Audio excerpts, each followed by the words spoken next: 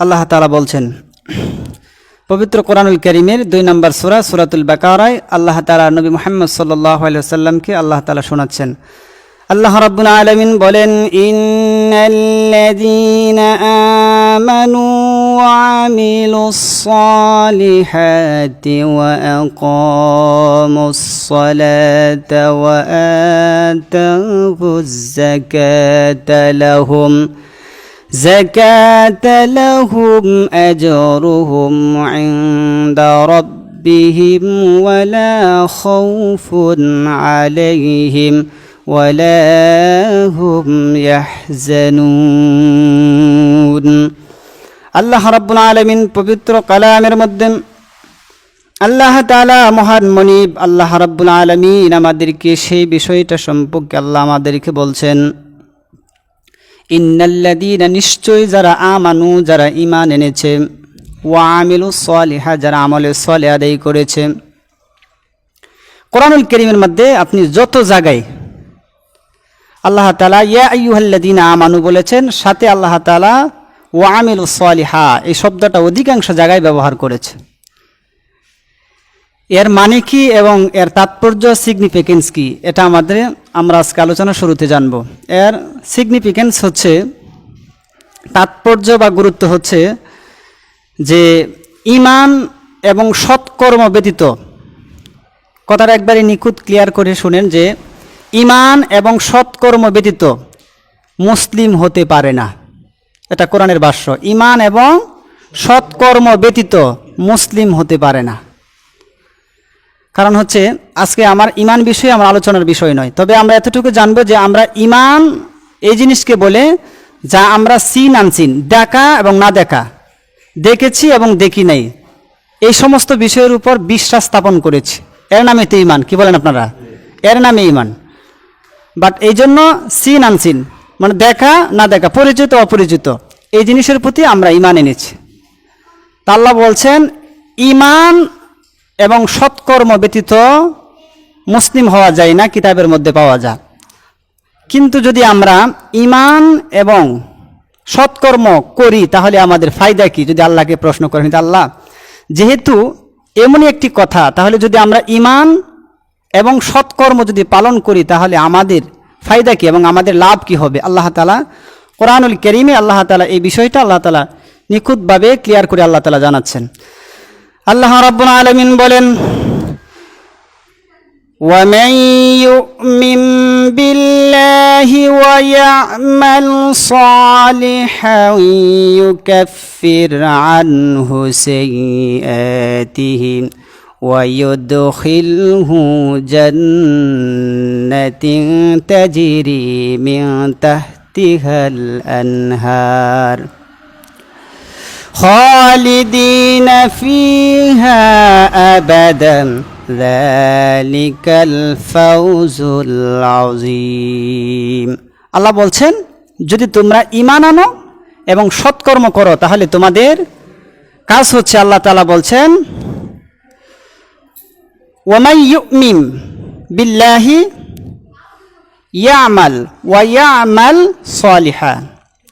আল্লাহ তাআলা বলছেন যদি তোমরা ঈমান এবং সৎকর্ম যদি করো তাহলে আমি আল্লাহ তাআলা তোমাদেরকে সুবিধা দিচ্ছি, তোমাদের জন্য আমি যেটা তোমাদের জন্য ঈমান এবং আমল আনার কারণে আমি আল্লাহ তাআলা তোমাদেরকে অনেকগুলা উপহার দিব।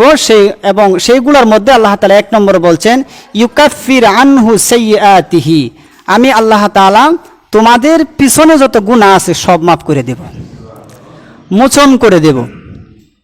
সাইয়্যাতিহি, সাইয়্যাত শব্দের অর্থ হলো খারাপ, মানে অপবিত্র জিনিসগুলা, মানে যেগুলা অনৈতিক, যেগুলো আপনি গুনাহ করেছেন, এই গুনাহগুলোকে আল্লাহ তাআলা মাফ করে দেবেন। শুধু মাফই করবেন, আল্লাহ তাআলা বলছেন ওয়ায়ুদখিলহু জান্নাতিন, তারপর তোমাদের ওয়ায়ুদখিলহু, আমরা জানি যে আল্লাহ তাআলা বলছেন আমি তোমাদেরকে প্রবেশ করাবো জান্নাতে। কোন জান্নাতে?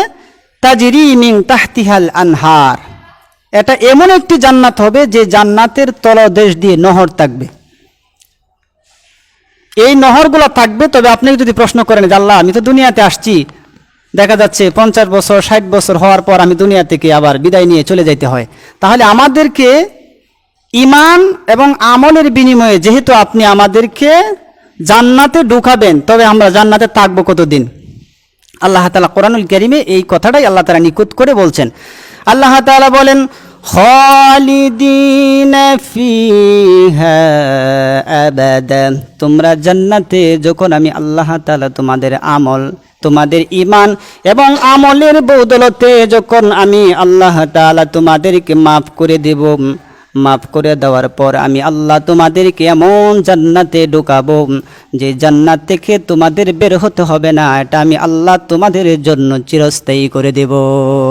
সুবহান, চিরস্থায়ী, লক্ষ লক্ষ বছর পর্যন্ত থাকবেন, কোনোদিন বের করা হবে না, আপনাকে বের হতেও হবে না। এই জন্য এটা চিরস্থায়ী। শুধু তাই নয়, আল্লাহ তাআলা বলেন, যালিকাল ফাউজুল আযীম। আল্লাহ তাআলা এই কথাগুলা আল্লাহ রাব্বুল আলামিন আমাদেরকে আল্লাহ তাআলা নিখুঁত করে শোনাইতেছেন। যদি ঈমান এবং আমল ওয়ালা হতে পারো, যদি ঈমান এবং সৎ কর্মশীল হতে পারো, তাহলে 1 নম্বরে বুঝে থাকলে বলেন, ঈমান এবং সৎ কর্মশীল হলে আল্লাহ সর্বপ্রথম আপনার জীবনের গুনাহমোচন করে দিবেন। 2 নম্বরে আপনাকে জান্নাতে ঢুকাবেন, এমন জান্নাতে ঢুকাবেন যে জান্নাতের নিচে নহর প্রবাহিত থাকবে, আর এই জান্নাতে আপনি চিরস্থায়ী থাকবেন, আপনাকে বের করা হবে না। শুধু তাই নয়, আল্লাহর নবী মুহাম্মদুর রাসূলুল্লাহ সাল্লাল্লাহু আলাইহি ওয়াসাল্লামকে আল্লাহ আরো জানান, যদি মানুষ ঈমান এবং সৎ কর্মশীল হয় তাহলে আমি আল্লাহ তাআলা বান্দাদেরকে আরো কিছু সুবিধা দিব। আল্লাহ তাআলা কোরআনুল কারীমে আল্লাহ বলেন, ওয়াল্লাযীনা আমানু ওয়া আমিলুস সালিহাতি লানুকাফফিরান্না আনহুম সাইয়্যাতিহিম وَلَنَجْزِيَنَّهُمْ أَحْسَنَ الَّذِي كَانُوا يَعْمَلُونَ। আল্লাহ তাআলা বলছেন, যারা ঈমান আনবেন এবং সৎকর্ম করবেন, অবশ্যই আমি তাদের থেকে তাদের পাপগুলো মোচন করে দেব। অবশ্যই আমি আল্লাহ মোচন করে দেব। শুধু মোচনই করে দেব না, বরং আমি অবশ্যই তাদের সেই উত্তম আমলে বা ঈমান এবং আমলের প্রতিদান আমি আল্লাহ তারে বুঝাইয়া দেব। সুবহানাল্লাহ, আল্লাহ ঈমান এবং আমল যেটা করেছেন এটা আল্লাহ তাআলা বুঝাইয়া দিবেন। শুধু তাই নয়, যারা ঈমান নামক নিয়ামত এবং সৎকর্ম যারা করেছেন তাদের ব্যাপারে আল্লাহ তাআলার নবী মুহাম্মদ সাল্লাল্লাহু আলাইহি ওয়াসাল্লামকে সূরাতুল মুহাম্মাদের মধ্যে আল্লাহ তাআলা আরো নিকুত করে আল্লাহ তাআলা শোনাচ্ছেন। আল্লাহ তাআলা বলেন, والذين آمنوا وعملوا الصالحات وآمنوا بما نزل على محمد وهو الحق من ربهم كفر عنهم سيئاتهم। আল্লাহ তাআলা বলেন, নবী মুহাম্মদুর রাসূলুল্লাহ সাল্লাল্লাহু আলাইহি ওয়াসাল্লামকে আল্লাহ বলেন, ওয়াল্লাযীনা আমানু, যারা ঈমান এনেছেন, ওয়া আমিলুস সালিহাত, যারা আমলে সালেহ করেছে, ওয়া আমানু বিমা নুজিলা আলা মুহাম্মদ, এবং আল্লাহ তাআলা মুহাম্মদ সাল্লাল্লাহু আলাইহি ওয়াসাল্লামের উপর যা কিছু অবতীর্ণ করেছে তার সততার প্রমাণ দিয়েছে। হুয়াল হাক্কু মির রাব্বিহিম, তার রবের পক্ষ থেকে যা এসেছে যদি তার সাক্ষী দেয়, কাফারা আনহুম সাইয়্যাতিহিম, তাহলে আল্লাহ তাআলা তার জীবনের গুনাহগাতা মাফ করে দিবে। তার মানে হচ্ছে, যদি আমরা ঈমান আনি এবং সৎকর্ম করি, তাহলে আল্লাহ তাআলা বুঝাইতে চান, একটার দুইটা নয়, 3-4টি আয়াতের পেশ করে আপনাদেরকে বোঝাইতে চাইলাম, যদি ঈমান এবং সৎকর্ম করেন তাহলে পিছনের গুনাহ মাফ করে দিবেন। একজন বুঝে থাকলে বলেন উনি কে? আল্লাহ বলছেন, যদি ঈমান এবং সৎকর্ম করো তাহলে আল্লাহ তাআলা তোমাদেরকে মাফ করে দেব। 4 নম্বর আরেকটি আয়াত আল্লাহ তাআলা বলছেন, যে 4 নম্বরে আল্লাহ তাআলা সূরাতুল হজ্জের পবিত্র কোরআনের 22 নম্বর সূরা 50 নম্বর আয়াতে আল্লাহ তাআলা বলছেন যে, আমি আপনাদেরকে এই পরিমাণে যে 4টি আয়াত তেলাওয়াত করেছি, 4টি আয়াতের এক একটা হচ্ছে, প্রথম এক একটা আয়াত সম্পর্কে কোরআনুল কারীমে নিখুঁতভাবে বলছেন। এই কারণেই যে আল্লাহ তাআলা বলেন যে ঈমান একটি নিয়ামতপূর্ণ আর সৎকর্ম হচ্ছে বান্দার জন্য একটি গুরুত্বপূর্ণ। এই জন্য দুটোটাই জরুরি। এই জন্য এই জরুরিটা 4 নম্বরে আল্লাহ তাআলা সূরাতুল হজ্জ আল্লাহ তাআলা বলেন, ফাল্লাযীনা আমানু ওয়া আমিলুস সালিহাতি লাহুম মাগফিরাতুন ওয়া রিজকুন কারীম। সুতরাং যারা ঈমান আনবে এবং সৎকর্ম করবে তাদের জন্য রহিয়েছে আল্লাহর পক্ষ থেকে ক্ষমা। কি আছে? কথা বলেন। যারা ঈমান আনবে এবং সৎকর্ম করবে আল্লাহর পক্ষ থেকে তাদের জন্য কি আছে? ক্ষমা। শুধু ক্ষমাই নয়, আল্লাহ তাআলা বলছেন ওয়া রিজকুন কারীম, এবং তাদের জন্য সম্মানজনক রিজিক। কি জনক রিজিক? আরে ভাই, টাকা তো পৃথিবীর অনেকেই কামা, একটা বৈধ আর একটা হচ্ছে অবৈধ। আপনি কাবার তো পৃথিবীতে অনেক প্রাণীও কিন্তু মানুষের কাবার আর প্রাণীর কাবার কি মিল আছে নাকি? তাহলে সম্মানজনক কাবার আল্লাহ এখানে ব্যবহার করছেন যে আমি বান্দাকে, যদি বান্দা ঈমান আনে এবং বান্দা যদি ঈমান আনার পর যদি সে সৎকর্ম করতে পারে, তা আমি আল্লাহ তাআলা বান্দাকে ক্ষমা করব। দ্বিতীয় হচ্ছে তাকে আমি সম্মানজনক রিজিক দেব, যেটা সম্মানিত রিজিক। এবার আসেন, এই কথাগুলো বলার পর আল্লাহ তাআলা বলছেন যারা ঈমান আনবে সৎকর্ম করবে তাদের 1 নাম্বার দায়িত্ব হচ্ছে, 1 নাম্বার নৈতিক দায়িত্ব হচ্ছে একটা। সেই দায়িত্বটা সম্পর্কে আল্লাহ রাব্বুল আলামিন পবিত্র কোরআনুল কারীমে সূরাতুল বাকারায় আল্লাহ তাআলা এই কথাটা বলছেন। আল্লাহ তাআলা বলেন, ইন্নাল্লাযীনা আমানু ওয়া আমিলুস সালিহাতি ওয়া আকামুস সালাত। আল্লাহ বলেন, যদি আমার বান্দা ঈমান আনেন এবং সৎকর্ম করে এবং তারপর যদি আমলে সলের ভিতরে সর্বোত্তম আমলে সলে হলো ওয়া আকামুস সালাহ, যদি আমার বান্দা নামাজ আদায় করে, তাহলে আমি আল্লাহ আমার বান্দার জন্য ইহকালেও বান্দাকে সম্মানজনক রিজিক দান করব। আমি আল্লাহ পরকালেও আমার বান্দাকে সম্মানজনক রিজিক দেব। সুবহানাল্লাহ। তো 1 নাম্বার আমরা পাইলাম যে ঈমান আনতে হবে, ঈমান আনার পর সৎকর্ম করতে হবে। আমরা এই আয়াতে 3 নাম্বার যে আমরা পয়েন্ট নিলাম সেটা হচ্ছে ওয়া আকিমুস সালাহ, নামাজ পড়তে হবে। আচ্ছা বলেন, নামাজ পড়তে হবে, এতে কারো কোনো সন্দেহ আছে? কারণ নামাজ হচ্ছে এমন একটি স্তম্ভ, এমন একটি কুটির নাম হচ্ছে নামাজ। যেমন আমরা জানি যে ইসলামকে 5 বেনা অর্থাৎ 5টি কুটির উপর নির্ভর করা। এই 5টি কুটির মধ্যে আপনি নামাজের ব্যাপারে আছে না নাই? এটা 2 নম্বরে আছে। এই হাদিসটা সহিহ বুখারীর 7 নম্বর হাদিস আর সহিহ মুসলিমের 21 নম্বর হাদিস। এই হাদিসটা হযরত ওমর ইবনে খাত্তাব রাদিয়াল্লাহু তাআলা আনহু থেকে বর্ণিত। এই হাদিসটা মুত্তাফাকুন আলাইহি। মুত্তাফাকুন আলাইহি ওই হাদিসকে বলা হয় যে হাদিসটা বুখারীর মধ্যে পাওয়া যায় এবং এই মুসলিম শরীফের মধ্যে পাওয়া যায়, এটাকে মুত্তাফাকুন আলাইহি হাদিস বলে। আর এই হাদিসটা বর্ণনা করেছেন ওমর ইবনে খাত্তাব রাদিয়াল্লাহু তাআলা আনহু। ক্বালা রাসূলুল্লাহ সাল্লাল্লাহু আলাইহি ওয়াসাল্লাম, বুনিয়াল ইসলাম আলা 5 শাহাদাতি আল্লাহ ইলাহা ইল্লাল্লাহু ওয়া আন্না মুহাম্মাদুর রাসূলুল্লাহ ওয়া আকিমিস সালাম। আল্লাহর নবী মুহাম্মদুর রাসূলুল্লাহ সাল্লাল্লাহু আলাইহি ওয়াসাল্লাম বলেন যে ইসলাম 5টি কুটির উপর প্রতিষ্ঠিত। এর মধ্যে 1 নাম্বার হলো কালিমা লা ইলাহা ইল্লাল্লাহু মুহাম্মাদুর রাসূলুল্লাহ। 1 নাম্বার হচ্ছে যে আল্লাহ ছাড়া কোনো ইলাহ বা কোনো মাবুদ নাই।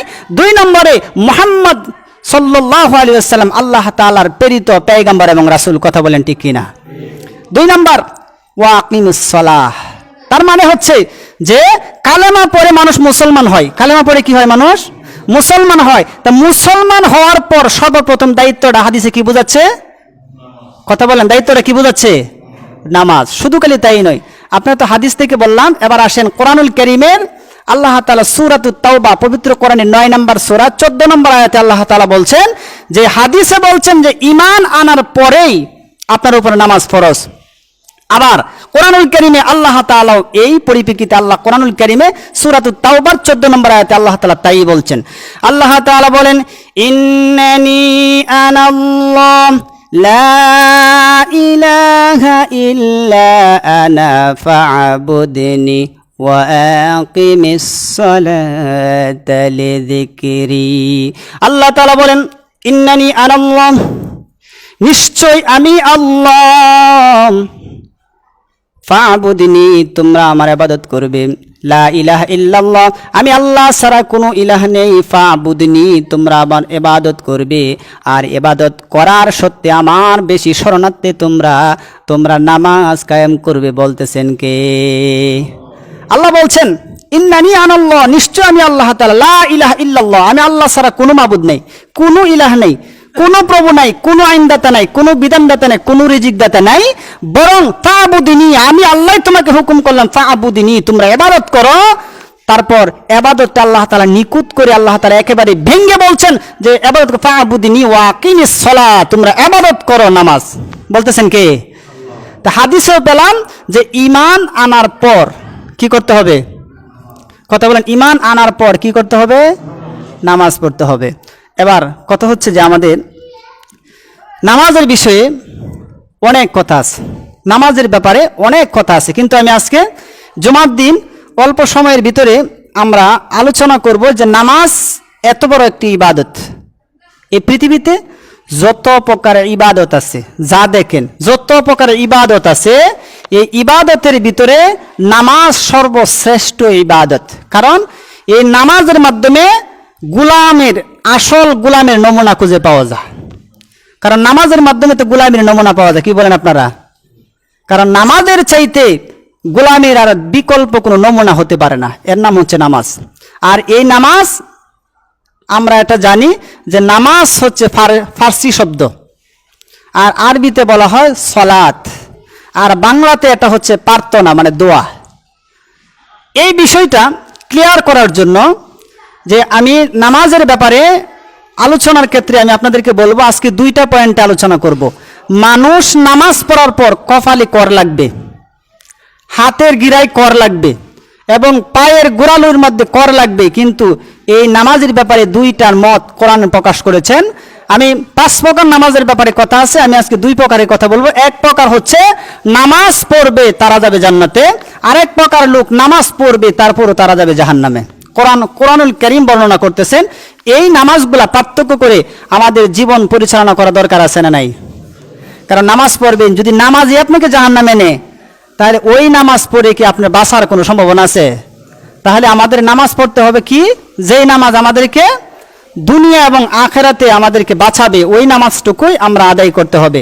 আর ওই নামাজ আদায় করতে গেলে আমাদের পালনীয় এবং করণীয়গুলো আমাদের জেনে শুনে আল্লাহ পাকের হুকুম মেনে আমরা আমল করতে হবে, এবং আল্লাহ পাকে যেভাবে নির্দেশ করেছেন সেইভাবে নামাজ পড়তে হবে। আসেন 1 নাম্বার, যে কোন নামাজি জান্নাতি, কোন নামাজি জান্নাতে যাবে? পবিত্র কোরআনুল কারীমের 23 নম্বর সূরা সূরাতুল মুমিনিনের শুরু থেকে আল্লাহ তাআলা 2টা আয়াতের আমি বর্ণনা করছি। আল্লাহ তাআলা বলছেন, আল্লাহ রাব্বুল আলামিন বলেন, قد أفلح المؤمنون الذين هم في صلاتهم خاشعون। আল্লাহ বলছেন, قد أفلح المؤمنون, নিঃসন্দেহে মুমিন যারা তারাই সফল। বলতেছেন কে? আওয়াজ করে বলছেন কে? মুমিন যারা তারাই সফল। আল্লাহ বলতেছে সফল। আর আমরা সফলতার মানদণ্ড মাপকাঠি আমরা কি দিয়ে করি? যদি আমার 5টা বাড়ি হয়, ঢাকা যদি 2টা বাড়ি থাকে, গুলশানে 1টা বাড়ি থাকে, এবং প্লাস যদি গ্রামে গঞ্জে বাড়ি থাকে, অসংখ্য জমি জমা থাকে, গাড়ি ঘুরে থাকে, 4-5টা বউ থাকে, এটাকে আমরা মনে করি সফলতা। কিন্তু আল্লাহ বলছেন সফল তো হলো তারা, কদ আফলাহাল মুমিনুন, যারা মুমিন তারাই সফল। বলতেছেন কে? তারপর আল্লাহ বলছেন, আল্লাযী হুম ফি সলাতিহিম খাশিউন, কারণ আমি তাদেরকে এই জন্য বললাম, কারণ তারা যখন নামাজ পড়ে তখন তাদের নামাজে বিনয়, নম্র এবং ভদ্রতার সহিত নামাজ আদায় করে। এবং বিনয়, নম্র, ভদ্র আল্লাহ কেন ব্যবহার করলেন? কারণ নামাজের ব্যাপারে আমরা অনেকে নামাজ পড়ছি, যে নামাজের মধ্যে কি পড়ছি তা আমরা নিজেই জানি না। নামাজে আসছেন, 4 রাকাত বিশিষ্ট সুন্নত নামাজ অনেকে 2 মিনিটে পড়ে। লোক আছে না নাই? কথা বলেন, আছে না নাই? ওকে যদি জিজ্ঞাসা করা হয় সূরা ফাতিহা বলো, মিনিমাম 70 জায়গায় ভুল করবে, কিন্তু সে নামাজ পড়ে ফেলছে 2 মিনিটে 4 রাকাত কালাস। কিন্তু নামাজটা তো এমন ছিল না ভাই, নামাজটা এমন ছিল না। কারণ আল্লাযীহুম ফি সালাতিহিম খাশিউন, যে নামাজের মধ্যে খুশু কুজু নাই, যে নামাজের মধ্যে নবীর আদর্শ নাই, এই নামাজ আল্লাহর দরবারে পৌঁছাতে পারে না, ওই নামাজ যেতে পারে না। এই জন্য রাসূল বলেন, তোমরা যদি সফল মনে হতে চাও তাহলে ওইভাবে নামাজ পড়ো, সল্লু কামা রাআইতুমুনি উসাল্লি, তোমরা এই